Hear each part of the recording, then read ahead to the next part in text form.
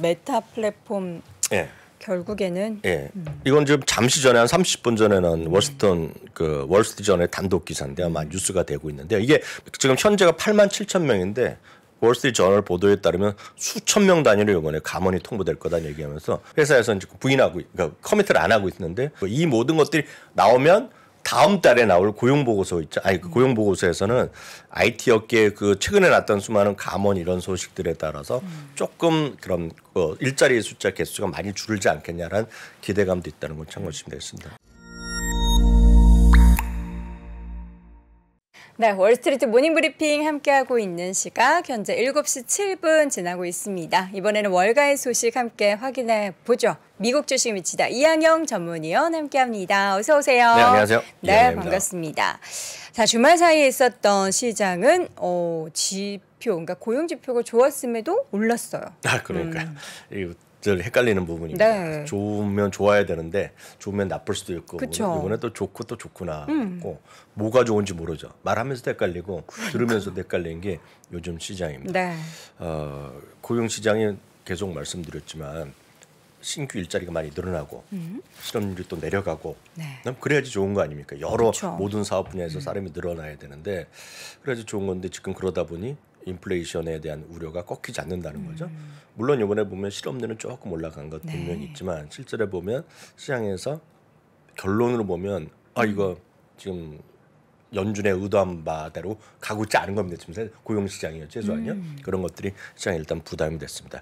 여하튼 3대 지수 지난 금요일 날 보면 다들 1% 이상 올라가는 모습이었다는 것이 전체적인 설명이 되겠고요.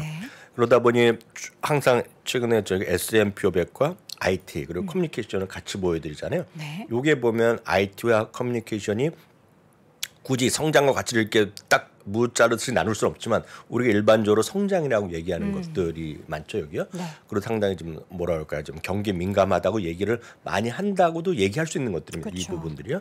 그렇지만 이런 것들이 더 올해 들어서 더 제일 많이 빠진 두 개의 섹터 중에 하나인데요. 많이 떨어졌고 지난 딱 이날이 딱 우리 시간은 목요일 새벽입니다. 훅 떨어진 거예요. 또 요때부터 해서 목, 금 이틀 빠졌다가 토요일 수, 목 빠졌다가 미국 기준으로 금요일 날 좀 반등 시도를 한 것이 되겠고요. 지난 금요일 날 이런 걸 포함해서 11개 섹터가 모두 상승하는 흐름이 되겠습니다. 신규 일자리 보시겠습니다. 여기 보시면 26만 건이 나왔단 말이죠. 전망은 20만 5천 건인데 그나마 이거 좀 내려간 거로 보이잖아요. 여기 보시면. 근데 이게 보면 수정된 겁니다. 지난달치가 26만 건에서 30만 건으로 올라가면서 내려간 거로 보인다고 보셔야 되겠어요. 그래서 여하튼 지난 전달 대비는 한 4만 건 정도가 적게 나왔고 그렇지만 전망 대비 보는 20만 5천 건보다 좀 많이 나왔습니다. 여기 보시면 여기 작게 보시면 줄이 하나 고 있지 않습니까? 요 전이 어떤 전이냐면 한 18만 9천 건 정도라는데 이것은 팬데믹 이전에 1년 동안 평균 이 정도였다는 겁니다. 매달 일자리가 18만 개 정도 늘어나는 거면 맞는데 지금 보면 여전히 26만 건이니까 어딘가에선 일자리가 계속 늘어나고 있다는 거죠. 그게 참 흥미로운 부분입니다. 왜냐하면 우리가 팬데믹 때요, 팬데믹 이후에 3, 4개월 동안 일자리가 확 없어졌었잖아요. 그 일자리는 이미 지난달 기준으로 다 회복했습니다. 전체 숫자는 다 늘어났어요. 그럼에도 불구하고 일자리가 계속 나름 크게 늘어나고 있다는 거죠. 물론 이번 달에 다음 달에 발표될 이번 11월 수치는 어떻게 바뀔지 모르겠으나 전체적으로 보면 이런 것도 여전히 시장이 여전히 부담이 된다는 거죠. 말씀드렸다시피 실업률은 조금 올라가긴 올라갔지만 여전히 실업률보다는 일자리가 더 증가한 거가 크게 나오는 거죠. 그렇다면 지금 상황에서 이제 어떤 발언들이 나오고 있는지가 중요할 그렇죠. 텐데. 발언과 좀 평가가 되겠는데요. 이분은 보스턴 연방은행 총재 수잔 콜린스라고 많이 아실 것 같습니다. 우리나라에서도 커멘트를 많이 따는 분이 되겠는데요. 인플레이션을 낮추기 위해서 연준이 할 일이 더 남아있다는 겁니다. 물론 속도 조절은 가능하다는 것인데 이 문장 자체가 제롬 파월 의장의 말과 똑같죠. 다른 게 하나도 없습니다. 그래서 이번에 발표문 나오는 걸 보면 여전히 고용시장이 뜨겁다는 것을 이분들 다시 한번 얘기하는 거죠. 더 익숙한 거로 더 우리가 더 쉽게 이해하시려면 PNC 파이낸셜 서비스의 수석 이코노미스트 얘기가 지금 시장에 대한 극명한 평가라고 보셔야 되겠습니다. 한마디로 고용시장이 너무 강하다는 겁니다. 물론 해석에 따라서는 지난달보다 줄어들었기 때문에 조금 속도 좀 뜨거운 정도가 낮아졌다고 할 수 있지만 한마디로 여전히 뜨거운 게 맞습니다. 지금요. 그러면 둔화되기를 원하는 연준의 입장과는 너무 다르다는 거죠. 네. 기억하시겠지만 제롬 파월 의장한테 누가 질문했더니 질문했더니 자기는 고용시장이 냉각된다는 증거가 없다. No evidence라고 했거든요. 에비던스가 없다는 얘기한 거가 이번에 이런 게 보여줬다라고 되겠죠. 이틀 만에 이것이 우리가 수치로 보여준 거가 되겠고요. 네. 결국 연준의 지속적인 금리 인상 계속 갈 거란 얘기가 되겠고요. 그러다 보면 우리 지난 목요일 날 새벽에 있었던 제롬 파월 의장의 얘기는 딱 두 단어거든요. 두 단어. higher and longer거든요. 더 높이, 더 길게 기억하시잖아요. 더 길게, 더 높게라는 것인데요. 바로 이 부분에 대한 얘기라고 보셔야 되겠고요. 다만 굳이 따지자면은 건설업을 제가 굳이 하나 보여드리는데 건설업은 아시다시피 우리나라도 금리가 올라가면 제일 민감한 게 주택 시장이잖아요. 미국도 마찬가지죠. 그러니까 건설업 같은 경우가 금리 가장 일자리가 민감한 곳이 되겠고요. 건설업종이 22,000건이 전달이었는데 이번 달에 발표된 거는 1,000건을 확 줄어들었어요. 그렇지만 전반적으로 보면 제조업 있죠. 제조업. 네. 제조업 일자리가 32,000건이나 증가했다는 거죠. 그것은 경제가 둔화 국면이라고 보기에는 너무나 다르다는 겁니다. 네. 제조업이면 뭐겠습니까? 그게 무슨 자동차가 됐건 뭐 건설 기계가 됐건 뭐 기계잖아요. 기계류 이런 것들. 이런 것들은 계속해서 사람이 뽐내는 겁니다. 왜 그렇겠습니까? 그래서 수요가 살아있다는 거죠. 어딘가에서 수요가 살아있다는 거죠.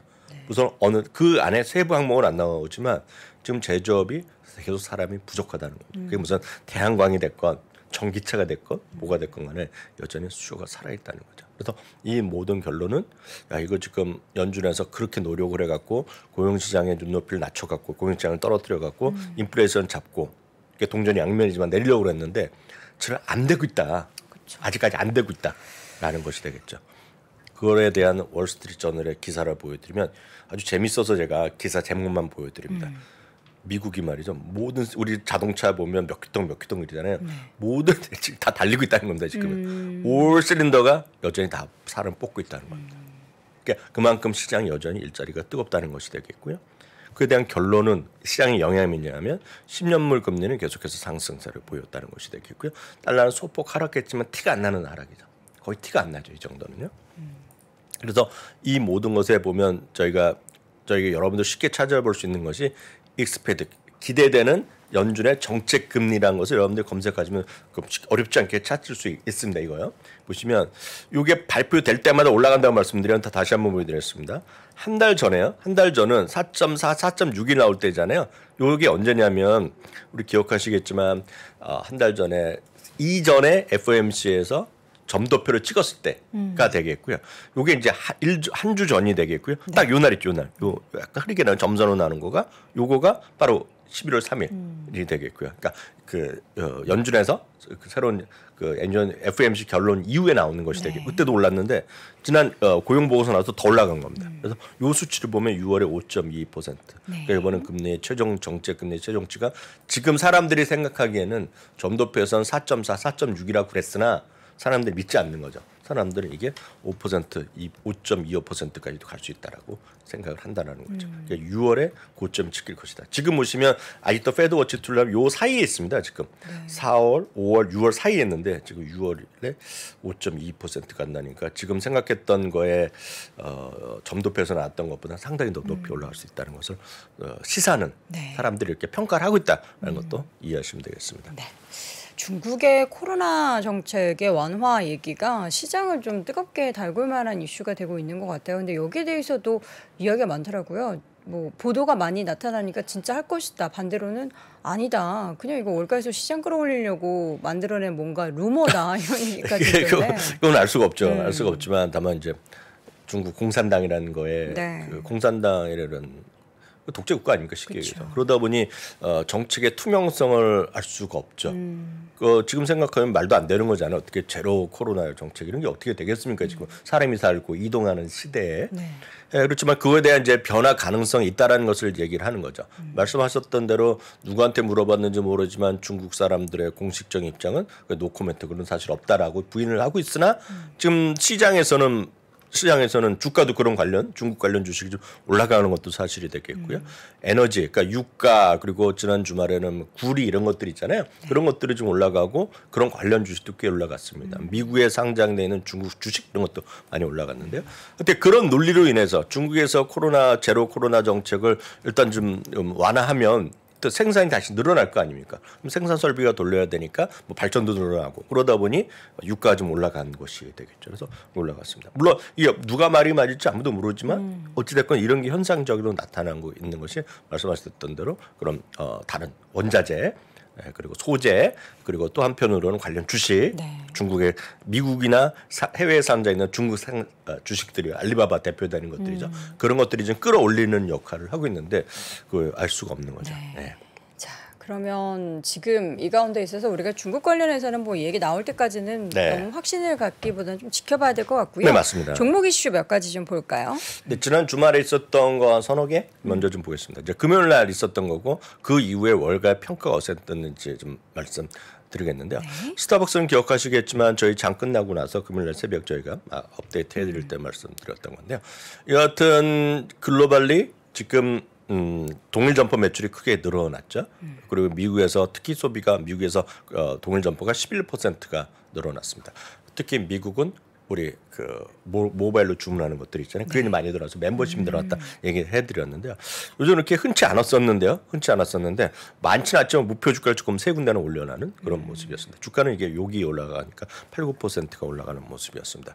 블락은 깜짝 실적이 나왔지만 투자기는 바뀐 건 하나도 없습니다. 목표 주가는 그래도 조금씩 내렸는데요. 주가는 스퀘어죠. 예전에 11%는 올라갔고요.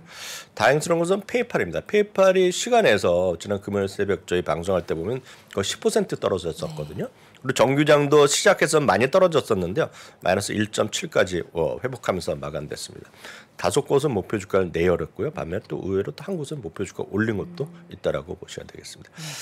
다음은 세일즈포스류 같은 소위 클라우드입니다.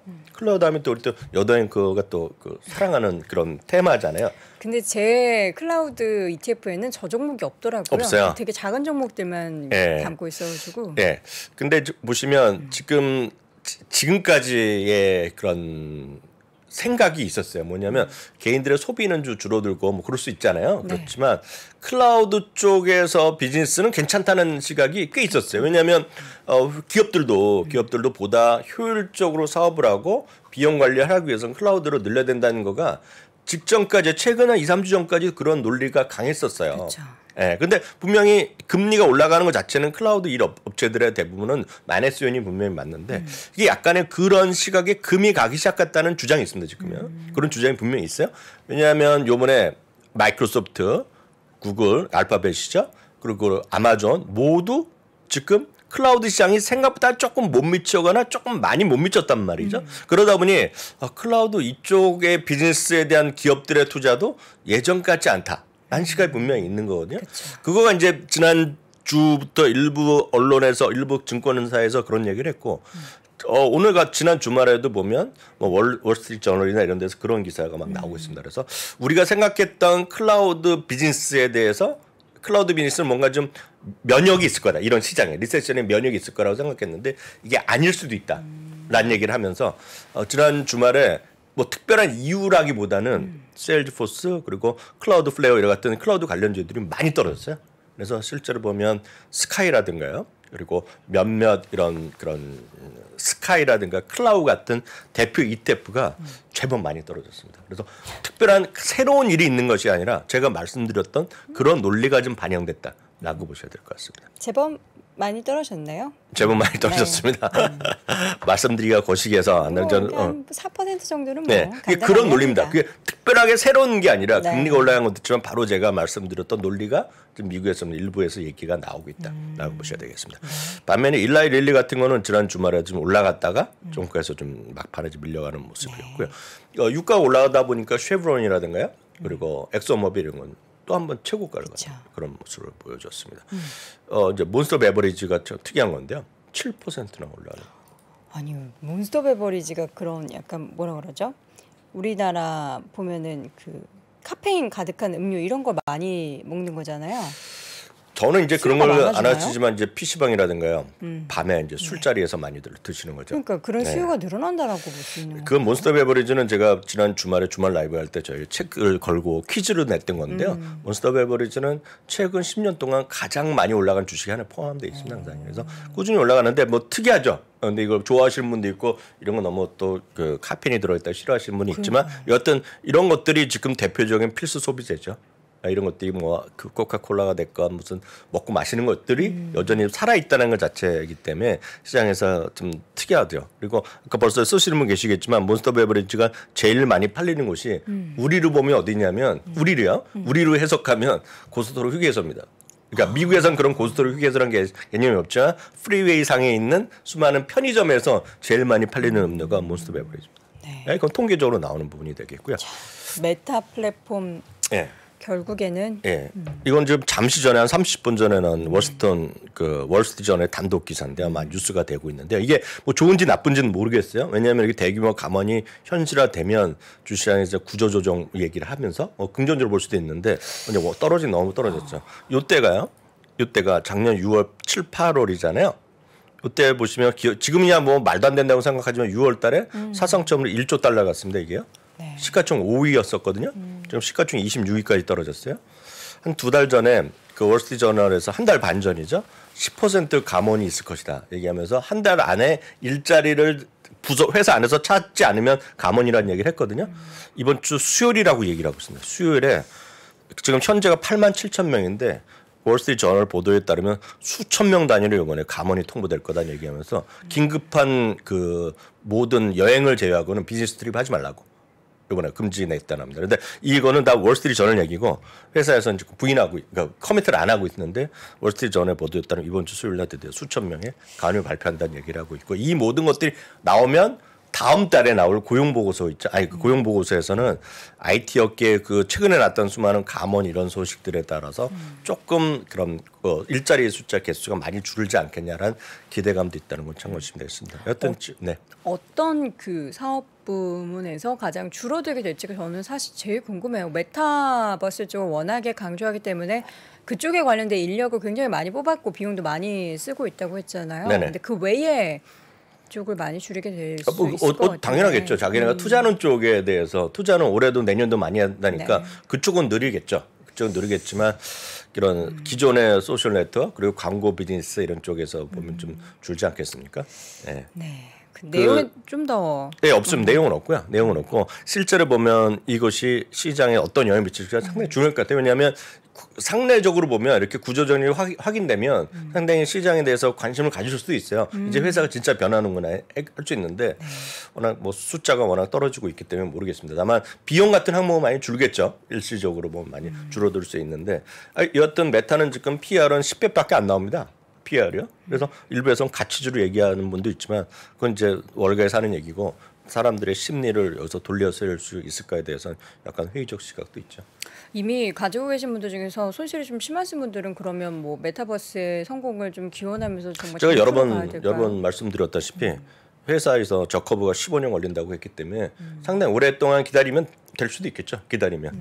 네, 그렇지만 1년이 걸릴지 2년일지 모릅니다. 다만 늘 말씀드리지만 뭐 더 이상 말씀드릴 수도 없고요. 메타는 제 의견 충분히 드렸기 때문에 만약 여기서 진짜 그 변동성이 싫다 하시면 지금이라도 애플 이런 쪽이라면 애플을 가는 게 맞다라는 생각이 저희 소신입니다. 네, 마지막으로는 메타버스 관련해서 감원 이야기 전해드렸는데 아직까지 이제 회사에서는 이렇다 입장을 내놓지 않고 있다라는 점도 함께 더불어 확인해 봤습니다. 자, 오늘 이 시간 미국 주식 미치다 이항영 전문위원 함께했습니다. 위원님 고맙습니다. 네, 감사합니다.